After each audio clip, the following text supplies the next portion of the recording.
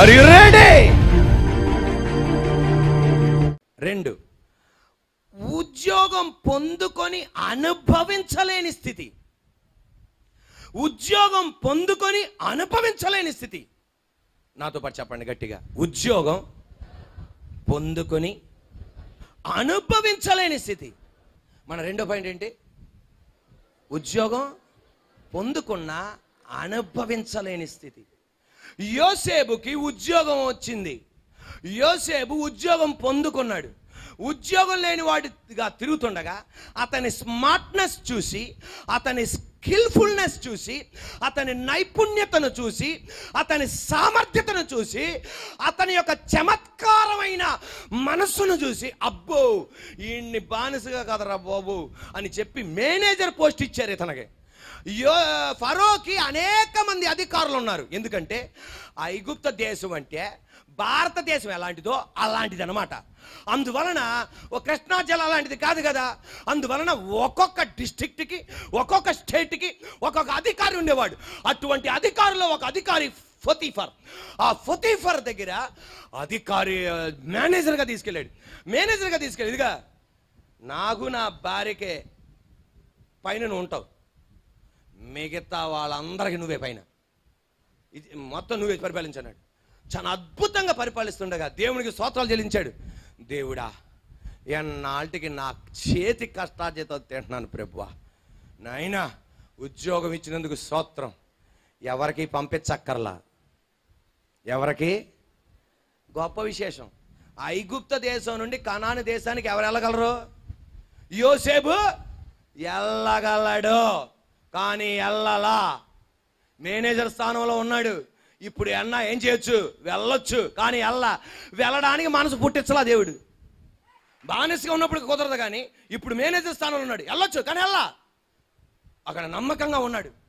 ఆయన నమ్మకంగా ఉంటే ఉద్యోగం వచ్చిందిరా నాయన అని లడ్డూలు ఎవరికి పంచుకోవాలి, ఆయనకి ఆయనే తిన్నాడు. ఒక 2-10 లడ్డూలు తినేసాడు అంతే. హ్యాపీ హ్యాపీ హ్యాపీ హ్యాపీ అని కంగ్రాచులేషన్ అని ఎవడేం చెప్పలా. ఈయన తిన్నాడు, ప్రభువా ఉద్యోగం ఇప్పించావు తండ్రి అనుకున్న 2 సంవత్సరాలకే ఆ మేడం గారి కళ్ళు యోసేపు మీద పడినాయి. దెబ్బకి నింద మోపింది. ఆ నింద పడటం వలన ఉన్న ఉద్యోగం పోయి చెరసాలు కలిపాడు. ఉద్యోగాన్ని అనుభవించలేకపోయాడు. ఈరోజు ఇక్కడ కూర్చున్న వాళ్ళు ఎవరైనా సరే, నీ ఉద్యోగాన్ని నువ్వు అనుభవించలేకపోతున్నావా? ఆ జీతాన్ని నువ్వు అనుభవించలేకపోతున్నావా? ఆ కష్టార్జితాన్ని అనుభవించలేకపోతున్నావా? చిల్లు సంచినట్లు వేసి నీ డబ్బుని నష్టపరుస్తున్న దురాత్మ మీద ఈ పగటి వేళ నీకు విజయం కలుగును గాక. నువ్వు అనుభవించాలి ఆ డబ్బుని, నువ్వు అనుభవించాలి, నీ పిల్లలు అనుభవించాలి ఆ డబ్బుని. ఎందుకు ఖర్చు పెడతానో నీకే అర్థం కావట్లా, ఎటు వెళ్ళిపోతుందో నీకే అర్థం కావట్లా. బ్యాంకులో ఉన్న బ్యాంక్ బ్యాలెన్స్ అన్ని ఖాళీ అయిపోతున్నాయి, డిపాజిట్లు అన్ని ఖాళీ అయిపోతున్నాయి, కానీ అభివృద్ధి నువ్వు చూడట్లా. అటువంటి దురాత్మ ఈ పగటి వేళ నుండి ఆగును గాక. ఉద్యోగం అనుభవించలేకపోయాడు. పేపర్లో ముద్రించిన సంఘటన, అమ్మ నాన్నగారు పిల్లలు ఇద్దరూ బ్యాంక్ ఎగ్జామ్ రాస్తున్నారంట. 1 మార్కులో 0.5లో పోతుందంట. ఎన్నో ఎగ్జామినేషన్ అప్పేర్ అయి పెద్ద బాబుకి బ్యాంక్ ఉద్యోగం వచ్చింది. ఎంతో సంబరపడిపోయాడు. తన ఫ్రెండ్స్ అందరినీ పిలిచాడు. అమ్మతో చెప్పాడు, మా ఫ్రెండ్స్ 8 మంది ఉన్నారమ్మా, వాళ్ళందరికీ భోజనాలు సిద్ధపరచమని. సరే అమ్మ భోజనాలు సిద్ధపరిచింది. సాంబార్లో ములక్కాయ కావాలి నాన్న, కొట్లోకి వెళ్ళి తీసుకురా అంటే, లేదు ఇంటి ముందర ములక్కాయ చెట్టు ఉందని చెప్పేసి ఎక్కేశాడు.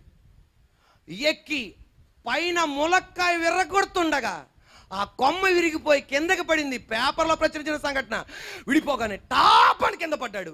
వెన్నెముక ఇరిగిపోయింది. అలా నాన్న ఏడుస్తున్నాడు. ఉద్యోగం వచ్చిందిరా, అనుభవించలేకపోయావురా. ఉద్యోగం వచ్చింది, అనుభవించలేకపోయావు.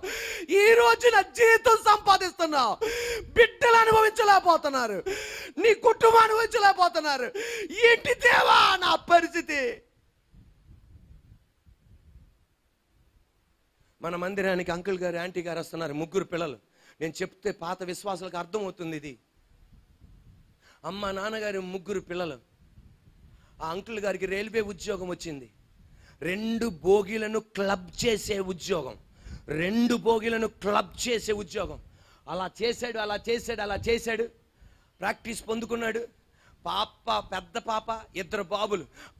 ఉద్యోగానికి వెళ్తుండగా పాప శిరస్సు మీద చేసి, మన కష్టాలన్నీ పోయినాయి అమ్మా, మీరేమనుకున్నారో ఆ చదువుకోవచ్చమ్మా, 2 పిల్లలను పట్టుకొని మీరేమనుకున్నారో ఆ చదువుకోవచ్చురా అని చెప్పేసి ఉద్యోగానికి వెళ్ళాడు. ఉద్యోగానికి వెళ్ళి ఆ భోగిని ఈ భోగిని క్లబ్ చేస్తుండగా అట్టే ఇంజిన్ వైపు ఉన్న ఆ భోగి ఏమైందో తెలియదు. దేవుడికే తెలవాలి ఏం జరిగిందో. ఆ రెండిట్లో ఇరిగిపోయి పేగులు బయటకు వచ్చి చచ్చిపోయాడు. ఆరోగ్యంగా వెళ్ళిన నాన్న, ఆరోగ్యంగా వెళ్ళిన భర్త డెడ్ బాడీగా వస్తున్నాడు. ఏడుపు, గుండెలు తరుక్కుపోయినా. ఉద్యోగం వచ్చింది, అనుభవించలేకపోతున్నారు. మార్గ మధ్యలో విడవని ఒక నమ్మదగిన దేవుడు ఉన్నాడు. నీ ఇంట్లో ఇటువంటి సంఘటనలు జరిగిన వాళ్ళు ఇక్కడ ఉన్నారు. నా దేవుడు ఆయన లేని లోటును తీర్చి నీ బిడ్డల ఎవ్వరికీ అన్యాయం చేయలా. ఇటువంటి సందర్భం గుండా వెళ్తున్న నీతో దేవుడు చెప్పేది, నీకు కూడా అన్యాయం చేయడు ఆయన. ఆల్రెడీ ఆయన ఎవరో నీ ఇంట్లో రుజువుపరుస్తున్నాడు. ఆయన నీ పాప బతుకులో రుజువుపరుస్తున్నాడు. ఆయన నీ చిన్న కొడుకు బతుకులో రుజువుపరుస్తున్నాడు. ఆయన నీ పెద్ద కొడుకు బతుకులో రుజువుపరుస్తున్నాడు. ఆయన నీ ఇంట్లో దుఃఖం ఉంది, సాతానుగాడి చేయని ఎవటి చేయని నిన్ను విడవని దేవుడున్నాడు. దానియేలు, బానిసైన దానియేలుని దేవుడు సింహాసనానికి ఎక్కించాడు. సింహాసనానికి ఎక్కిస్తే రాజు తర్వాత, నెబుకద్నెజర్ రాజు తర్వాత, దార్యావేషు రాజు తర్వాత, కోరేషు రాజు తర్వాత ఉన్నత స్థానం కలిగిన ఈ దానియేలుని అందరూ ఏమన్నా తెలుసా, మన ఊరోడు కాదు, మన దేశంవాడు కాదు. అమ్మినను మన ఊరోడు కాదు, మన దేశంవాడు కాదు, మన భాషవాడు కాదు. వాడు మనకి మించిపోతాడా? ఉండకూడదండి. వీడు ఉండకూడదని చెప్పి మాంత్రిక శక్తులు ఉపయోగించారు, చేతబడి శక్తులు ఉపయోగించారు చచ్చిపోవాలని. అయినా దేవుడు కాపాడటం వలన ఇతని సింహాల బోళ్ళ పడేస్తే సస్తాననుకుంటే మోకాలొచ్చాడు. నువ్వే నా దిక్కయ్యా, నువ్వే ఈ స్థానానికి నడిపించావయ్యా. అమ్మా నాన్న నాకు సపోర్ట్ చేయలేనప్పుడు, నాకెవ్వరు లేనప్పుడు సపోర్ట్ చేసావయ్యా. నువ్వే నా దిక్కయ్యా. నా దేవుడు అన్నాడు, నేను నిన్ను హెచ్చించా. సరిపోలా, నేను నిన్ను హెచ్చించా. ఎవడడ్డు నిలబడతాడో నేను చూస్తానన్నాడు. సరిపోలా చప్పట్లు. నేను నిన్ను హెచ్చించా, నేను ఈ స్థానానికి తీసుకొచ్చా. ఎవడు నీ పదవికి వ్యతిరేకంగా ఏ రాజు నిలబడతానో నేను చూడబోతున్నా, ఏ మంత్రి నిలబడతానో నేను చూడబోతున్నాను అన్నాడు. అంతే. ఈ పగటి వేళ చప్పట్లు కొడుతుండగా నజరేయుడైన యేసు నామములో నీకు అనుభవించింది, నీకిచ్చినది నీ బిడ్డల తరం అనుభవించును గాక. దానికి వ్యతిరేకంగా నిలబడుతున్న ప్రతి అంధకార శక్తుల మీద ఇప్పుడే విజయం కలుగును గాక. 2 చేతులు పైకి యేసయ్యానండి. రమహత్యాంతేనియా బిడ్డల తరం దానికి వ్యతిరేకంగా అవిధేయతైన, పాపమైన, శాపమైన యేసు రక్తంలో కొట్టివేయబడి నీ కృప, యెహోవా యందు భయభక్తులు గల వారి కృప భూమి మీద ఆకాశం ఎంత ఉన్నతంగా ఉన్నదో అంత ఉన్నతంగా ఉన్నది. కృప చేత తరతరములు నీ రాకడ వరకు నిలబెట్టును గాక. యేసయ్యా. మన మందిరానికి ఒక తమ్ముడు వస్తున్నాడు. ఆయన సాక్ష్యాన్ని ఇక్కడ చెప్పించాను. ఎలక్ట్రిసిటీ డిపార్ట్మెంట్లో చేస్తాడు. ఫీజు డౌన్ చేశాడు. రైల్వే ట్రాక్స్ పైన హై టెన్షన్ వైర్ ఎలా ఉంటుందో అటువంటి టెన్షన్ వైర్ల దగ్గరికి వెళ్తున్నాడు. ఎక్కడ ఫీజు డౌన్ చేసినా ఇలా 3 క్లిప్పింగ్స్ ఉంటాయంట. 3 బయటికి రావాలి. 2 వచ్చింది, 1 మాత్రం దాంట్లో ఉంది. కరెంటు పాస్ అవుతుందని తెలియదు. అలా అడుగు పెట్టాడు, అంతే స్టక్ అయిపోయింది.